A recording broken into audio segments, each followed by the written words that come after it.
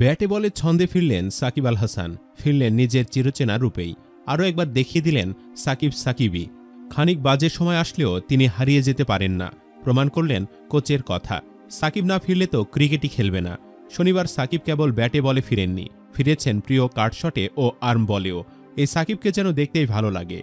অথচ চোখের সমস্যার কারণে চলমান বিপিএলের শুরুতে ব্যাট হাতে সুবিধা করতে পারেননি বিশ্বসেরা এই অলরাউন্ডার। তবে ধীরে ব্যাট হাতে ছন্দে ফিরছেন সাকিব। সেই সঙ্গে টি-20তে মাইল ফলক স্পর্শ করেছেন তিনি। চট্টগ্রাম চ্যালেঞ্জার্সের বিপক্ষে ব্যাট হাতে করেছেন ১৬ বলে ২৭ রান। এই ২৭ রানের সুবাদে স্বীকৃত টি-20 ক্রিকেটে ৭,০০০ রানের ক্লাবে প্রবেশ করেছেন তিনি। প্রথম বাংলাদেশি ক্রিকেটার হিসাবে এই ক্লাবে আগেই প্রবেশ করেছিলেন তামিম ইকবাল। আর এই ৭,০০০ রান করার মধ্যে দিয়ে সাকিব গড়েছেন আরও এক রেকর্ড। টি-20 স্বীকৃত ম্যাচে ৭,০০০ রান এবং ৪০০ উইকেট সংগ্রাহকের তালিকায় প্রবেশ করেছেন সাকিব। এর আগে এই ক্লাবে একমাত্র ক্রিকেটার ছিলেন ওয়েস্ট ইন্ডিজের আন্দ্রে রাসেল।